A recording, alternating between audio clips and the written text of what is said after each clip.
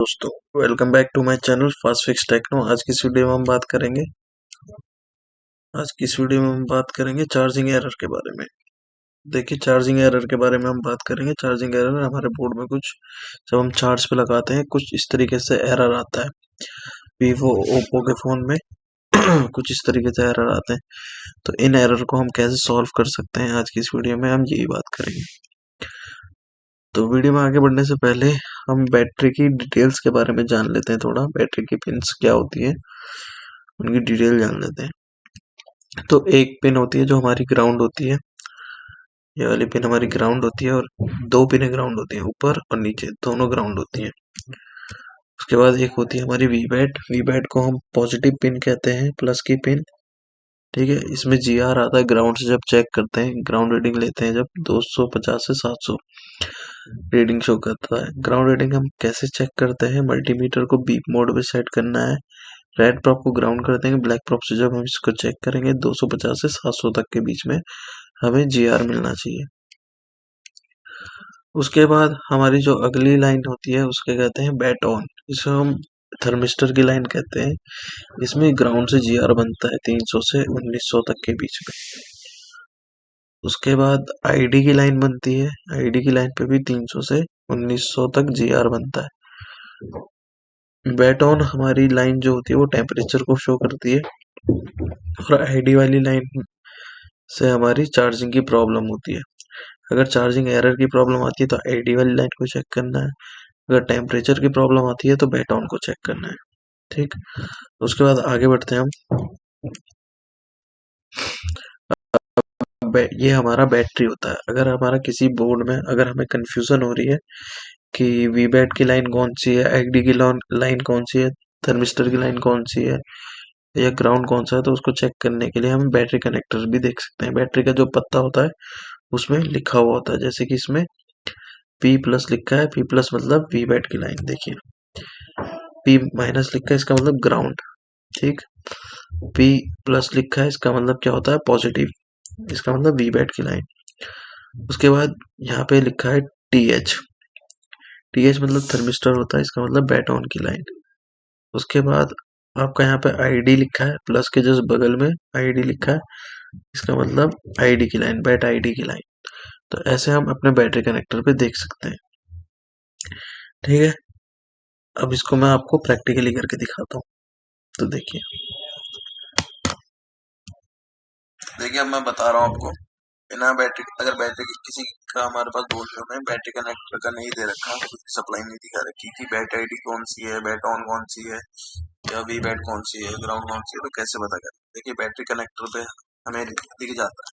Battery connector में दिया होता है, ये देखिए आपको दिख रहा होगा, यहाँ पे बैटरी कनेक्टर दे रखा है हमारा। तो बैटरी कनेक्टर की P माइनस, तो इसका मतलब ये ग्राउंड वाली है, माइनस की पिन है। उसके बाद आईडी दे रखा है, इसका मतलब माइनस के जो बगल में जो पिन है उसका मतलब आईडी की पिन है। उसके बगल में एनसी दे रखा है, उसका मतलब आईडी के बगल में जो है वो नॉट कनेक्टेड है। उसके बाद जो P प्लस दे रखा है, इसका मतलब ये है वी बैट की पिन। ठीक है, समझ आ गया होगा। अब मैं आपको जीआर चेक करा देता हूँ, बोर्ड में इसका जीआर कितना होता है। तो मल्टीमीटर को जीआर चेक करने के लिए मल्टीमीटर को बीप मोड पे सेट करेंगे। तो उसके बाद पहले मैं जीआर चेक करा देता हूँ, फिर आपको आगे बताता हूँ। तो रेड प्रॉप को मैंने ग्राउंड कर दूंगा, बैक प्रॉप से चेक करूंगा, जो बीप करेगा वो ग्राउंड। उसके बाद इस साइड प्लस की है, मतलब वी बैट वाली पिन है, जिसमें 250 से 700 तक वैल्यू आती है। उसके बाद वी बैट के जस्ट बगल में कौन सी होती है, ग्राउंड के जस्ट बगल में हमारी आईडी की लाइन को चेक करते हैं। मल्टीमीटर को बी मोड पे सेट कर रखा है, रेड प्रो को कर दूंगा मैं ग्राउंड। आईडी की लाइन कैसे पता लगी हमें, आईडी कौन सी है, देखिए यहाँ पे दिख रहा होगा, माइनस के बगल में है, ये ग्राउंड हो गया, और ग्राउंड के बगल में आईडी की लाइन है। आईडी की लाइन पे आता है 300 से 1900 तक जीआर आना चाहिए, इसका मतलब ये ठीक है। अब उसके बाद मैं आपको दिखाता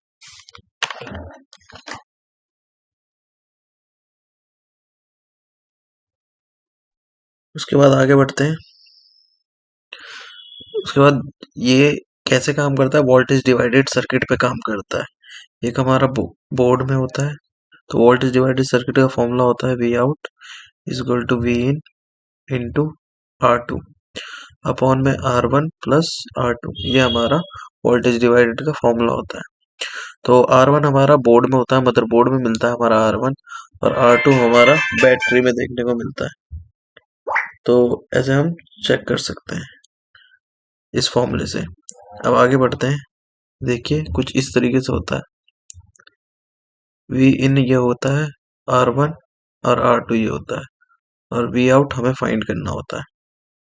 तो हमारा वी इन होता है, मदरबोर्ड में ही मिल जाता है। R1 भी मदरबोर्ड में मिलता है हमें। R2 हमारा बैटरी में लगा होता है, और जो ये वोल्टेज निकलेगी ये जाके डिवाइड करके हमारी स्टेबल करती है टेम्परेचर, वो बैटरी एरर के लिए। अब आगे बढ़ते हैं, देखते हैं। अब मैं आपको दिखाऊंगा बैटरी में हम रजिस्टर R2 को कैसे फाइंड करते हैं। तो चलिए देखिए। देखिए बैटरी के अंदर जो रजिस्टर लगा होता है उसे पता करने का क्या तरीका है।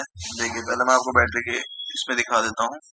तो एक हमारी जो होती है, एक माइनस होती है, एक आईडी की होती है, एक नॉट कनेक्टेड, एक प्लस। अब इसमें रजिस्टर के कितने उसका लगा है कैसे पता लगेगा, क्योंकि वोल्टेज डिवाइडर सर्किट के लिए हमें R2 रजिस्टर में इसमें होता है, बैटरी में R2। तो हम क्या करेंगे, ओम्स में जाएंगे। 200 ओम करा, रेड वाली प्रोब को क्या कर देंगे माइनस। तो माइनस हमारा इस साइड है, इस साइड माइनस है हमारा, और आईडी की लाइन जिस बगल में माइनस की। तो 200 में देखिए, 200 में हमारी वैल्यू शो नहीं हो रही, हम इसको बढ़ाएंगे। तो हमने इसको बढ़ा दिया, देखिए इसमें भी नहीं हो रही है। उसके बाद और बढ़ाएंगे तो 20K में कर दें। देखिए 20K में भी नहीं हो रही है, 200 पे कर देता हूँ। तो 200 पे हो रही है, ठीक है। 300 300 नहीं है, 30K है ये। 30K वैल्यू हो रही है, 200 किलो ओम पे 30K आ रही है। तो रजिस्टर की, हमारे बैटरी के अंदर जो रजिस्टर है वो 30K का लगा। ऐसे पता कर सकते हैं। तो इस तरीके से हम बैटरी का रजिस्टर पता कर सकते हैं। उसके बाद आगे बढ़ देखते हैं। ये हमारी बैटरी है, ये हमारा बैटरी कनेक्टर है। ये मैंने मॉडल लिया है ओप्पो A15s का, जिसके मैंने बारे में बताया है। पावर आईसी और सीपीयू आईसी से इसका ट्रैक जुड़ता है। तो चार्जिंग एरर की प्रॉब्लम कहाँ से आती है, बैट आईडी से आती है ज़्यादातर। तो ये हमारा पैरेलल में एक रजिस्टर लगा है, एक सीरीज में रजिस्टर है। उसके बाद सीपीयू आईसी में चला गया कैपेसिटर की तरफ। उसके बाद एक रजिस्टर लगा होता है जिसमें से हमारी 1.8 आती है। जब हम चार्ज पे लगाते हैं अपने फ़ोन को और बैटरी रिमूव होती है, तो बैट ऑन पे हमारी कितनी वोल्टेज आएगी, बैट आईडी पे आती है हमारी 1.8 वोल्ट। इस रजिस्टर से हमारा एक 1.8 का सप्लाई जुड़ा होता है। अब इसको मैं आपको समझाता हूँ स्केमेटिक के थ्रू, डायग्राम के थ्रू। तो चलिए स्केमेटिक में चलते हैं हम। तो ये आ गए हम ओप्पो A15s के मदरबोर्ड में। अब इसका हार्डवेयर सॉल्यूशन खोल रखा है मैंने। तो हार्डवेयर सॉल्यूशन में देखिए आपको क्या बता रहा है। देखिए वी बैट की लाइन बता रहा है, बैट आईडी की लाइन बता रहा है, और बैट ऑन की लाइन बता रहा है। तो इसमें कितना GR आता है हम वो भी चेक करके मैंने बता दिया आपको कि कितना GR आएगा। अगर आपको फिर भी कंफ्यूजन होती है तो आप डायोड वैल्यू में भी चेक कर सकते हो। एक बार मैं इसका डायोड वैल्यू भी खोल देता हूँ। तो हमें जाना पड़ेगा ओप्पो A15 पे डायोड वैल्यू चेक करने। अगर इसका डायोड वैल्यू दे रखा होगा तो ये दे रखा है डायोड वैल्यू। तो हम कनेक्टर को ओपन करेंगे। कनेक्टर को ओपन करने के बाद अब देखते हैं, थोड़ा टाइम लेगा, लोड लेगा। अब देखिए हमने मदरबोर्ड खोल लिया है। अब बैटरी कनेक्टर पे देखेंगे हम इसमें कितना GR वैल्यू बनती है। तो देखिए बैटरी कनेक्टर पे बैट ऑन पे कितनी बन रही है, 0.879 रीडिंग आनी चाहिए बैट ऑन पे। तो बैट आईडी पे कितनी आनी चाहिए, 0.975 इतनी आनी चाहिए। और वी बैट पे कितनी आनी चाहिए, 0.54। तो ये वी बैट पे आनी चाहिए। देखिए मैंने बताया था बैट ऑन पे कितनी बनती है, 300 से 1900 तक के बीच में रीडिंग बनती है बैट ऑन और बैट आईडी पे। और वी बैट पे बताया था मैंने 250 से 700 तक के बीच में। तो देखिए सारा एकदम ओके है। अब देखिए हम इसके चार्जिंग ट्रैक में चलते हैं। तो इसका चार्जिंग ट्रैक में हमें आईडी की लाइन पे अगर GR नहीं मिलता है तो भी ये प्रॉब्लम आती है। अब देखते हैं बैट आईडी की लाइन में कौन कौन से कंपोनेंट लगे हुए हैं। तो हम बोर्ड की दूसरी तरफ आ चुके हैं। तो ये देखिए बैट आईडी की लाइन में एक रजिस्टर लगा है और एक सीरीज में रजिस्टर लगा है। उसके बाद ये सीधा CPU में चला गया है। अब मैं इसको आपको बिटमैप में दिखाता हूँ कि ये हमारा हार्डवेयर सॉल्यूशन सही बता रहा है या गलत। तो बिटमैप में आ गया मैं। अब ये है हमारा बैटरी कनेक्टर। ठीक। अब शो इन्फो इन पैड करेंगे तो इसमें वैल्यू शो करने लग जाएगा, नाम शो करेगा इसके। तो देखिए ये वाला पॉइंट हो गया इसका वीपैट। ग्राउंड के बगल में होता है आईडी की पिन। तो ग्राउंड के बगल में हमने आईडी की पिन देखी। तो देखिए यहाँ पे एक गोल्डन टिप्स भी है, मगर हार्डवेयर सॉल्यूशन में हमको क्या बता रखा था, गोल्डन टिप्स दिखाई नहीं रखी। देखिए यहाँ पे गोल्डन टिप्स बनी हुई है मगर दिखा नहीं रखी कि इससे भी ये जुड़ा हुआ है। बिटमैप में हमें बता दिया है कि यहाँ से ये लाइन जुड़ी हुई है। उसके बाद हमारे इस साइड गई है, तो ये थर्मिस्टर वाली पिन है। ठीक है, आईडी वाली उसके बगल में है। तो इस पे देखेंगे तो यहाँ पे एक देखिए टेस्ट पॉइंट है। उसके बाद ये हमारा कौन से कंपोनेंट में गया है, ये रजिस्टर लगा है, एक रजिस्टर ये लगा है। अब दिखाता हूँ मैं आपको कहाँ लगा है ये रजिस्टर। तो देखिए यहाँ पे ये रजिस्टर लगा है, ये रजिस्टर लगा है। तो बिटमैप पे भी ये रजिस्टर लगा है और ये रजिस्टर।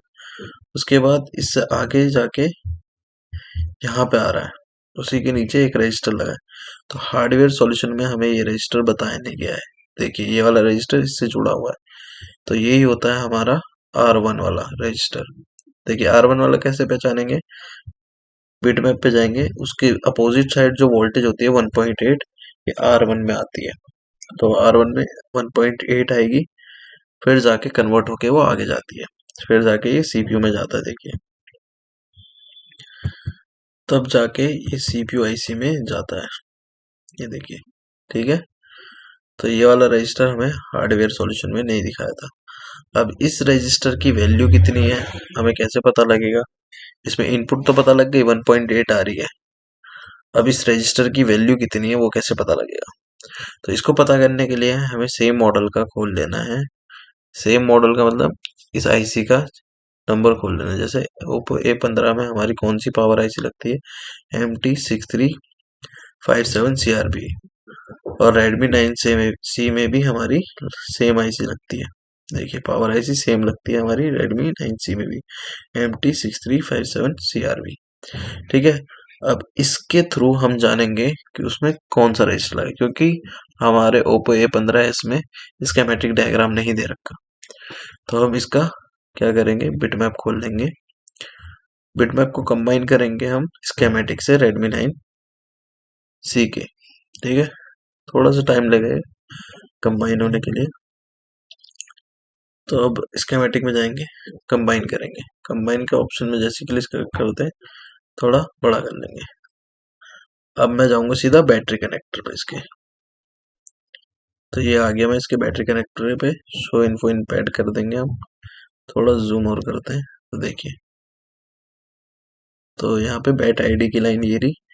तो जैसे इसमें क्लिक करता हूँ मैं तो देखिए, तो यहाँ पे आ गया ना, ये रजिस्टर लगा है, ये रजिस्टर लगा है ना R1604। तो ये बैटरी कनेक्टर है हमारा। तो यहाँ पे देखिए R1604, तो ये लगा R1604 जिससे हमारा 1.8 की लाइन भी जुड़ी हुई है। तो देखिए इसी रजिस्टर पे 1.8 की लाइन जुड़ी है। रजिस्टर कितने का है, 2.2K का। तो हमें R1 मिल चुका है 2.2K, और R2 की हमने वैल्यू निकाल सकते हैं हम। R2 हम बैटरी कनेक्टर से देख लेंगे। इनपुट वोल्टेज हमें पता है, तो आउटपुट कितनी बननी चाहिए, जो हमारी बैटरी लगाने के बाद बनेगी। ठीक है, जो हमारी बैटरी लगाने के बाद बनेगी किस पे, कनेक्टर पे।